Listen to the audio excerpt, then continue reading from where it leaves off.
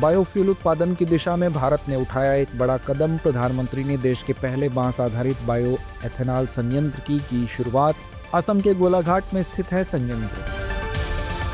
Koala की सुरक्षा के लिए ऐतिहासिक कदम। ऑस्ट्रेलिया ने क्लैमाइडिया के खिलाफ दुनिया की पहली वैक्सीन को दी मंजूरी। एक यौन संचारित बैक्टीरियल संक्रमण क्लैमाइडिया। दिल्ली और आसपास के क्षेत्रों में बढ़ा hand foot and mouth disease का खतरा। स्वास्थ्य विशेषज्ञों ने जारी की चेतावनी। 5 साल से कम उम्र के बच्चों को है अधिक खतरा। प्रधानमंत्री ने पोषण माह और स्वास्थ्य अभियान की शुरुआत। बच्चों और महिलाओं का जीवन होगा बेहतर। मध्य प्रदेश के धार से शुरू किया गया है यह अभियान। बेंगलुरु में बनी नई लचीली aluminium ion battery lithium ion बैटरियों का है सुरक्षित विकल्प। पर्यावरण के लिए है एक सुरक्षित और किफायती उपाय।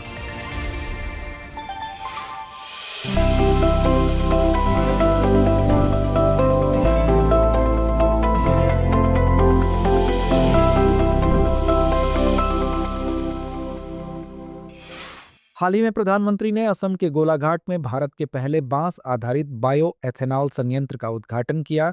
इसे नुमालीगढ़ रिफाइनरी लिमिटेड और फिनलैंड की फोर्टम एंड चैम्पोलिस ओवाई के संयुक्त प्रयास से स्थापित किया गया है। संयंत्र में बांस से बायो एथेनॉल का उत्पादन किया जाएगा। गौरतलब है कि बांस बायो एथेनॉल के लिए एक उपयुक्त कच्चा माल माना जाता है क्योंकि यह गैर खाद्य फसल है। इसमें लिग्नोसेल्यूलोज की मात्रा भी अधिक होती है, जिसके चलते यह दूसरी पीढ़ी का बायो ईंधन के लिए एक आशाजनक स्रोत बन गया है। बता दें कि बायो एथेनॉल वह एथेनॉल है जो खाद्य फसलों, कृषि अपशिष्ट या अन्य नवीकरणीय जैविक स्रोतों से उत्पादित किया जाता है। यह पारदर्शी और रंगहीन तरल होता है जो जलने पर कार्बन डाइऑक्साइड और पानी में परिवर्तित हो जाता है। यह पूरी तरह से बायोडिग्रेडेबल भी है। राष्ट्रीय जैव ईंधन नीति 2018 के अनुसार बायो एथेनॉल शर्करा युक्त फसलें जैसे गन्ना, चुकंदर, मीठी ज्वार और स्टार्च युक्त फसलों या औद्योगिक अपशिष्ट से बनाया जा सकता है। इसका उपयोग ईंधन के रूप में किया जाता है। इसे शुद्ध E100 या पेट्रोल के साथ मिश्रित E10, E20 किया जा सकता है। इसके अलावा बायो एथेनॉल का उपयोग रसायन, फार्मास्यूटिकल्स, व्यक्तिगत देखभाल उत्पादों और बायोप्लास्टिक जैसे जैव आधारित उत्पादों के निर्माण में भी होता है। हाल ही में ऑस्ट्रेलिया ने कोआला को क्लैमाइडिया से बचाने के लिए दुनिया के पहले टीके को मंजूरी दी है। यह vaccine university of the Sunshine Coast द्वारा 10 वर्षों के शोध के बाद विकसित की गई है। बता दें कि क्लैमाइडिया एक यौन संचारित बैक्टीरियल संक्रमण है जो कोआलाओं में संक्रमण, अंधापन, बांझपन और मृत्यु का कारण बनता है। जहां क्वींसलैंड और न्यू साउथ वेल्स जैसे क्षेत्रों में कुछ कोआलाओं में संक्रमण दर 70% तक पहुंच चुकी है, जिससे उनकी संख्या में तेजी से गिरावट आई है। यह बीमारी कोआलाओं की मृत्यु का प्रमुख कारण बन गई है, जिससे उनकी प्रजनन क्षमता प्रभावित हो रही है। वैक्सीनेशन का तरीका काफी सरल है। यह वैक्सीन एकल खुराक के रूप में दी जाती है और बूस्टर की आवश्यकता नहीं होती, जिससे जंगली कोआलाओं के लिए इसे लगाना आसान होता है। यह संक्रमण को कम करने, बीमारी के प्रसार को रोकने और कुछ मामलों में मौजूदा लक्षणों को रोकने में मदद करती है। जानकारी के लिए बता दें कि कोआला वॉम्बैट और कंगारुओं की तरह ऑस्ट्रेलिया का मार्सुपियल जीव है। ये अपना ज्यादातर समय यूकेलिप्टस के पेड़ों पर खाते पीते और सोते हुए बिताते हैं। इनके पंजों में 2 विपरीत अंगूठे होते हैं जो इन्हें पेड़ों के तनों को पकड़ने और उन पर चढ़ने में मदद करते हैं। इसे IUCN के तहत वल्नरेबल कैटेगरी में संरक्षण प्राप्त है। हालिया खबरों के अनुसार मध्य प्रदेश सरकार गांधी सागर वन्यजीव अभयारण्य में एक मादा चीता लाने की योजना बना रही है। यह योजना यहाँ चीतों की स्थायी आबादी बसाने के लिए है। यह योजना भारत के महत्वाकांक्षी प्रोजेक्ट चीता का हिस्सा है जो 1952 में विलुप्त हो चुके चीतों को भारत में पुनः बसाने का प्रयास कर रही है। वहीं गांधी सागर वन्यजीव अभयारण्य के बारे में बात करें तो यह अभयारण्य पश्चिमी मध्य प्रदेश में राजस्थान सीमा पर स्थित है। यह अभयारण्य गांधी सागर बांध के बैक वाटर क्षेत्र में फैला हुआ है। यह जंगली कुत्तों, चिंकारा, तेंदुआ, उदबिलाव और मगरमच्छ जैसी कुछ दुर्लभ वन्यजीव प्रजातियों के लिए जाना जाता है। इसके अलावा यहाँ चित्तेदार हिरण, सांभर, ग्रे लंगूर आदि जानवर भी देखे जा सकते हैं। इस अभयारण्य का जंगल खटियार गिर शुष्क पर्णपाती वन का हिस्सा है। गौरतलब है कि प्रोजेक्ट चीता के तहत भारत सरकार ने 2022 में नामीबिया और दक्षिण अफ्रीका से चीतों को लाकर यह परियोजना शुरू की थी। इस परियोजना का उद्देश्य सुरक्षित आवासों में प्रजनन योग्य चीता आबादी स्थापित करना, खुले घास के मैदानों का संरक्षण करना और इको टूरिज्म व सामुदायिक सहभागिता को प्रोत्साहित करना है। प्रोजेक्ट चीता राष्ट्रीय बाघ संरक्षण प्राधिकरण, मध्य प्रदेश वन विभाग और भारतीय वन्यजीव संस्थान द्वारा संचालित है। भारत की स्टार मिसाइल परियोजना विकास के तीसरे चरण में प्रवेश कर चुकी है। मिसाइल विकास का तीसरा चरण व्यापक उड़ान परीक्षणों के माध्यम से प्रणाली सत्यापन पर केंद्रित है। बता दें कि स्टार सुपरसोनिक टारगेट मिसाइल भारतीय मिसाइल प्रशिक्षण में महंगे आयातित सिस्टम की जगह लेगी। इसे रक्षा अनुसंधान एवं विकास संगठन यानी डीआरडीओ ने विकसित किया है। सुपरसोनिक टारगेट मिसाइल एक स्वदेशी उच्च गति वाली मिसाइल है। इसे भारत के सशस्त्र बलों को प्रशिक्षण के दौरान यथार्थवादी खतरों का अनुकरण करने के लिए डिजाइन किया गया है। गौरतलब है कि लड़ाकू विमानों के विपरीत स्टार का उद्देश्य दुश्मन के लक्ष्यों को नष्ट करना नहीं है, बल्कि यह दुश्मन की नकल करता है। इससे सेना को वास्तविक समय में अवरोधन का अभ्यास करने में मदद मिलती है। स्टार मिसाइल को आधुनिक सुपरसोनिक एंटी शिप मिसाइलों और क्रूज मिसाइलों के व्यवहार का अनुकरण करने के लिए डिजाइन किया गया है। स्टार मिसाइल की गति 1.8 से 2.5 मैक के बीच होती है, जो इसे तेज और ऊर्जावान बनाती है। यह 100 मीटर से 10 किलोमीटर तक की विस्तृत ऊंचाई पर कार्य करता है तथा इसकी परिचालन सीमा 55 से 175 किलोमीटर है। 50 से 200 सेकंड की उड़ान अवधि के साथ यह विभिन्न आक्रमण परिदृश्यों का अनुकरण कर सकता है। इन दिनों दिल्ली के आसपास क्षेत्रों में हैंड, फुट एंड माउथ नामक रोग का प्रसार तेजी से देखा जा रहा है। ऐसे में इस बीमारी को लेकर स्वास्थ्य विशेषज्ञों ने चेतावनी जारी की है। बता दें कि hand, foot and mouth disease यानी हाथ, पैर और मुंह का रोग का एक वायरल संक्रमण है। यह संक्रमण बुखार, मुंह में छाले और हाथों और पैरों पर चकत्ते पैदा करता है। इससे ज्यादातर 5 साल से कम उम्र के बच्चे प्रभावित होते हैं। हालांकि वयस्क भी इससे संक्रमित हो सकते हैं। इस बीमारी में शरीर के किसी भी हिस्से में दाने हो सकते हैं, जैसे छाती, पीठ, हाथ, पैर, जननांग आदि। यह बीमारी हाथों, मल, लार, नाक से निकलने वाले बलगम या छालों से निकलने वाले तरल पदार्थों के संपर्क में आने से फैलती है। इसके लक्षणों में बुखार, गले में खराश, मुंह में दर्दनाक छाले और हाथ पैरों पर दाने शामिल हैं। इससे होने वाली जटिलताएं बहुत दुर्लभ होती हैं। इसका कोई खास इलाज नहीं है और न ही इसे रोकने के लिए कोई टीका उपलब्ध है। ज्यादातर लोग बिना किसी इलाज के 7 से 10 दिनों में ठीक हो जाते हैं, लेकिन 2 साल से कम उम्र के बच्चों को इससे उबरने में थोड़ा ज्यादा समय लग सकता है। हाल ही में बेंगलुरु में स्थित centre for nano and soft matter sciences ने एक नई जल आधारित एल्यूमिनियम आयन बैटरी विकसित की है, जिसे माना जा रहा है कि यह लिथियम आयन बैटरियों का एक सुरक्षित और स्थायी विकल्प हो सकती है। इसे बनाने में एल्यूमिनियम का उपयोग किया जाता है। यह बैटरी इतनी लचीली बनती है कि उसे कागज के टुकड़े की तरह मोड़ा जा सकता है। इसमें जल आधारित इलेक्ट्रोलाइट भी है, जिससे यह किफायती, विस्फोट रोधी और पर्यावरण के लिए सुरक्षित बनती है। इस बैटरी में कॉपर हेक्सासाइनोफेरेट कैथोड और मॉलिब्डेनम ट्राइऑक्साइड एनोड होता है। यह बैटरी 150 चार्ज और डिस्चार्ज चक्रों के बाद भी सक्षम रहती है। इसका यह लचीलापन इसे स्मार्टफोन, पहनने योग्य उपकरणों और इलेक्ट्रिक वाहनों के लिए एक बेहतर विकल्प बनाता है। बता दें कि भारत में इस बैटरी का विकास वैश्विक जलवायु और पर्यावरणीय लक्ष्यों को ध्यान में रखते हुए किया गया है, जो देश को अगली पीढ़ी के ऊर्जा भंडारण समाधानों में अग्रणी बना सकता है। जानकारी के लिए बता दें कि लिथियम आयन बैटरी एक रिचार्जेबल बैटरी है, जिसमें चार्जिंग और डिस्चार्जिंग के दौरान लिथियम आयन ऋणात्मक और धनात्मक इलेक्ट्रोड के बीच एक गैर-जलीय इलेक्ट्रोलाइट के माध्यम से प्रवाहित होते हैं। हाल ही में भारत को बहुमूल्य धातुओं की खोज के लिए हिंद महासागर के कार्लसबर्ग रिज हिस्से में खोजबीन का लाइसेंस मिला है। भारत सरकार ने इसके लिए अंतर्राष्ट्रीय समुद्र तल प्राधिकरण के साथ एक अनुबंध पर हस्ताक्षर किए हैं। बता दें कि कार्लसबर्ग रिज में पॉलीमेटेलिक सल्फर नोड्यूल्स की खोज के लिए यह विश्व स्तर पर दिया गया पहला लाइसेंस है। पॉलीमेटेलिक सल्फर नोड्यूल्स चट्टान जैसी संरचनाएं होती हैं, जो लोहे और मैग्नीज हाइड्रोक्साइड की संकेंद्रित परतों से बनी होती हैं। कार्लसबर्ग रिज 3 लाख वर्ग किलोमीटर का एक क्षेत्र है, जो हिंद महासागर, विशेष रूप से अरब सागर और उत्तर पश्चिम हिंद महासागर में स्थित है। यह भारतीय और अरब टेक्टोनिक प्लेटों के बीच की सीमा बनाता है, जो रॉड्रिक्स द्वीप के पास से ओवन फ्रैक्चर जोन तक फैला हुआ है। कार्लसबर्ग रिज की औसत गहराई समुद्र की सतह से लगभग 6000 और 12000 फीट नीचे है। वहीं इंटरनेशनल सीबेड अथॉरिटी के बारे में बात करें तो यह 1982 के समुद्री कानून पर संयुक्त राष्ट्र अभिसमय और 1994 के समुद्र कानून पर संयुक्त राष्ट्र अभिसमय के भाग 11 के कार्यान्वयन से संबंधित समझौते 1994 समझौते के तहत स्थापित एक स्वायत्त अंतर्राष्ट्रीय संगठन है। इसका मुख्यालय किंगस्टन, जमैका में है। इसके 170 सदस्य हैं, जिनमें 169 देश और यूरोपीय संघ शामिल हैं। हाल ही में प्रधानमंत्री ने मध्य प्रदेश के धार जिले से स्वस्थ नारी सशक्त परिवार अभियान की शुरुआत की है। साथ ही 8वें राष्ट्रीय पोषण माह की भी शुरुआत की। यह अभियान 17 सितंबर से 2 अक्टूबर 2025 तक चलेगा, जबकि पोषण माह 16 अक्टूबर तक मनाया जाएगा। इस अभियान का मकसद महिलाओं, किशोरियों और बच्चों के स्वास्थ्य और पोषण स्तर को बेहतर बनाना है।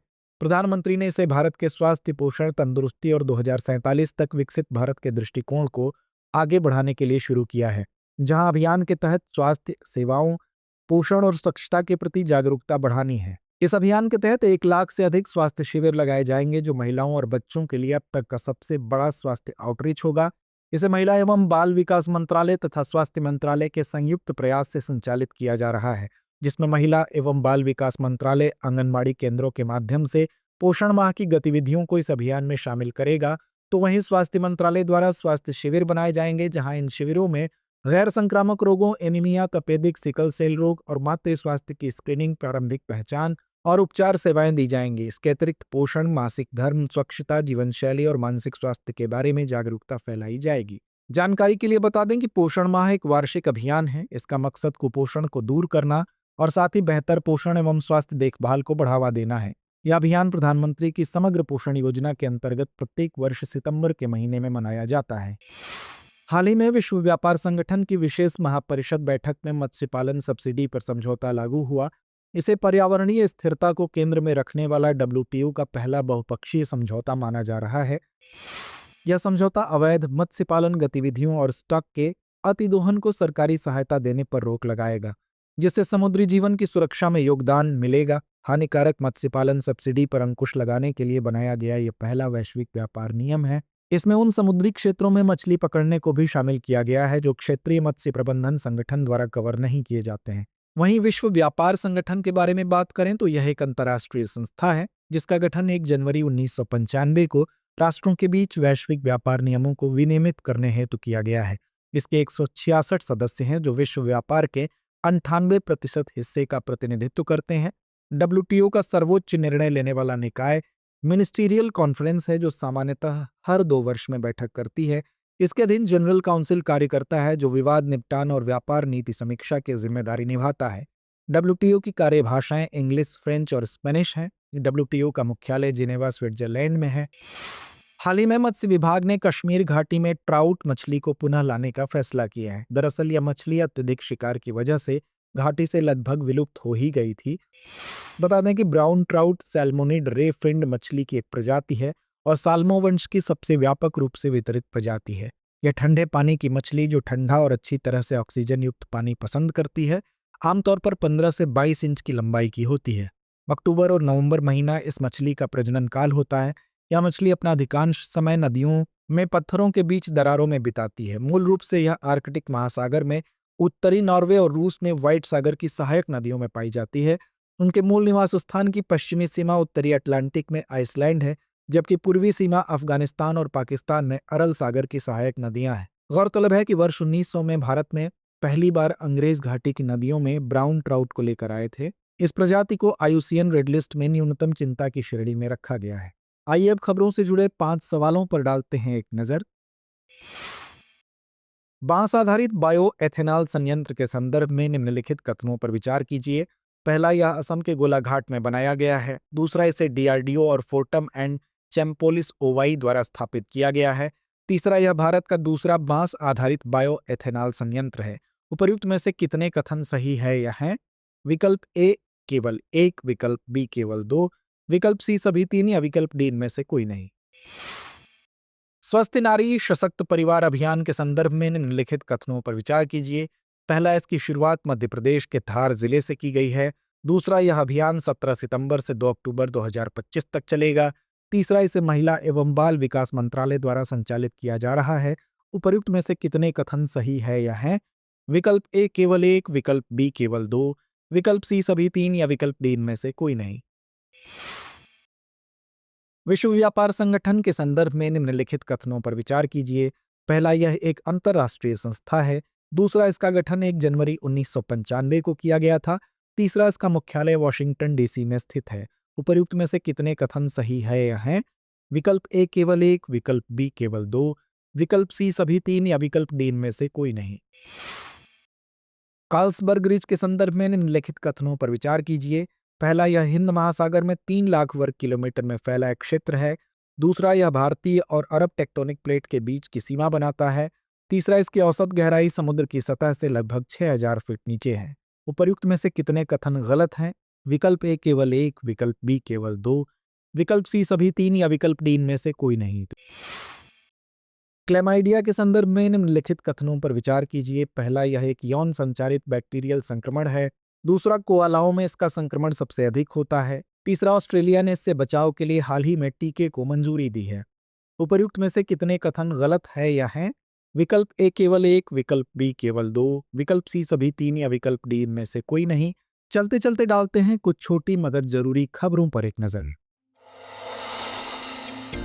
हर साल 16 सितंबर को विश्व ओजोन दिवस के रूप में मनाया जाता है, जो पृथ्वी पर जीवन की सुरक्षा में ओजोन परत की महत्वपूर्ण भूमिका के बारे में जागरूकता बढ़ाने के लिए समर्पित है। अक्सर पृथ्वी की छतरी के रूप में वर्णित ओजोन परत एक सुरक्षा कवच के रूप में कार्य करती है, जो सूर्य से आने वाली हानिकारक परावैंगनी यानी यूवी विकिरण को रोकती है, जिससे परावैंगनी विकिरण द्वारा होने वाला त्वचा कैंसर, मोतियाबिंद और पारिस्थितिक तंत्र को होने वाले नुकसान का जोखिम कम हो जाता है। वर्ष 2025 के लिए इस दिवस की theme from science to global action है। हाल ही में प्रधानमंत्री नरेंद्र मोदी ने नई दिल्ली में ज्ञान भारतम मिशन का शुभारंभ किया और इसके लिए एक समर्पित पोर्टल लॉन्च किया। ज्ञान भारतम मिशन का उद्देश्य भारत की विशाल पांडुलिपि विरासत का संरक्षण और दस्तावेजीकरण करना है। प्रथम ज्ञान भारतम सम्मेलन में विशेषज्ञों को सिंधु घाटी हड़प्पा लिपि की व्याख्या एवं शोध प्रस्तुत करने हेतु आमंत्रित किया गया। भारत के पास लगभग 1 करोड़ पांडुलिपियों का दुनिया का सबसे बड़ा संग्रह है।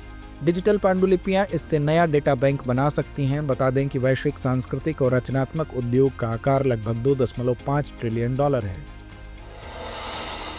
भारतीय सेना का स्टील्थ फ्रिगेड INS त्रिकंद 13 सितंबर 2025 को भूमध्य सागर में ग्रीस की सालामिस खाड़ी पहुंचा। यह यात्रा भारत और ग्रीस के बीच पहले द्विपक्षीय समुद्री अभ्यास के लिए हो रही है।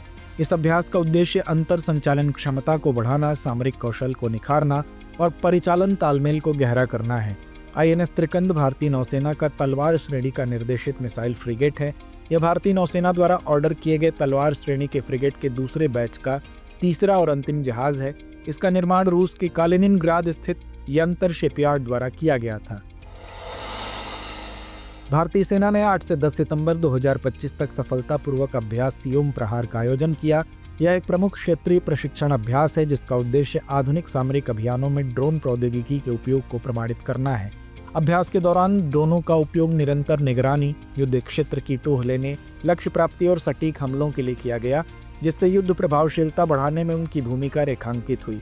इस अभ्यास का मुख्य उद्देश्य भविष्य के युद्ध क्षेत्रों के लिए नई रणनीतियों, तकनीकों और प्रक्रियाओं का विकास और सत्यापन था। हाल ही में प्रधानमंत्री विश्वकर्मा योजना को 2 वर्ष पूरे हुए हैं।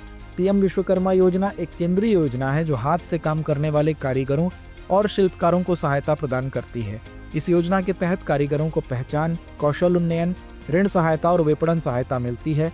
कारीगरों को प्रधानमंत्री विश्वकर्मा प्रमाण पत्र और पहचान पत्र दिए जाते हैं और कौशल उन्नयन के लिए 5 से 7 दिन की बेसिक ट्रेनिंग और 15 दिन या उससे अधिक की एडवांस ट्रेनिंग दी जाती है। योजना में 3 लाख तक का बिना गारंटी का ऋण और विपणन गतिविधियों का समर्थन भी प्रदान किया जाता है। हाल ही में भारतीय रिजर्व बैंक ने पेमेंट एग्रीगेटर्स के लिए नए दिशा निर्देश जारी किए, जिनका उद्देश्य उपभोक्ता संरक्षण को मजबूत करना और धोखाधड़ी से निपटना है। पेमेंट एग्रीगेटर्स ग्राहकों द्वारा वस्तुओं, सेवाओं या निवेश उत्पादों की खरीद के लिए व्यापारियों के इंटरफेस के माध्यम से पेमेंट के विभिन्न तरीकों को एक ही प्लेटफॉर्म पर जोड़कर व्यापारी को देता है। पेमेंट एग्रीगेटर के उदाहरण पेटीएम, गूगल पे, पेपाल आदि हैं। यह कंपनी अधिनियम 2013 के तहत पंजीकृत होती हैं। नए दिशा निर्देशों के अनुसार नॉन बैंकिंग पेमेंट एग्रीगेटर्स को RBI से मंजूरी प्राप्त करना आवश्यक है। हाल ही में मोरन समुदाय ने अनुसूचित जनजाति का दर्जा देने की मांग को लेकर असम के तिनसुकिया जिले में आर्थिक नाकाबंदी शुरू कर दी है। बता दें कि मोरन समुदाय असम की देशज जनजाति है, जिसे इस क्षेत्र के सबसे पुराने आदिवासी समूहों में से एक माना जाता है। यह समुदाय 18वीं शताब्दी में अहोम साम्राज्य के खिलाफ मोआमोरिया विद्रोह का नेतृत्व करने के लिए भी जाना जाता है। इस समुदाय के लोग ऊपरी असम, विशेष रूप से तिनसुकिया, डिब्रूगढ़ और शिवसागर जिलों में रहते हैं। हाल ही में प्रधानमंत्री मोदी ने सर मोक्ष गुंडम विश्वेश्वरैया को उनकी जयंती पर श्रद्धांजलि अर्पित की, जिसे पूरे देश में इंजीनियर्स डे यानी अभियंता दिवस के रूप में मनाया जाता है। 15 सितंबर 1861 को जन्मे विश्वेश्वरैया को भारत के महानतम अभियंताओं में से एक माना जाता है, जिनके अग्रणी कार्यों ने बुनियादी ढांचे के विकास में क्रांति ला दी।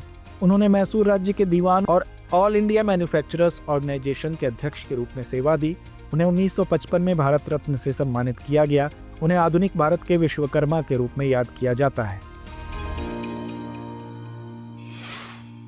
व्यूअर्स, हमारी टीम कोशिश करती है कि आपको दी गई खबरों में एक भी गलती ना हो, लेकिन यदि किसी सोर्स या ह्यूमन एरर की वजह से ऐसी गलती हो जाती है तो इस वीडियो के कमेंट बॉक्स में उस गलती को सुधार कर पिन कर दिया जाता है। यह आपको कमेंट बॉक्स में सबसे ऊपर दिखाई देता है। अब एग्जाम की तैयारी को और बेहतर करने के लिए हमारे चैनल को लाइक, शेयर और सब्सक्राइब करना ना भूलें।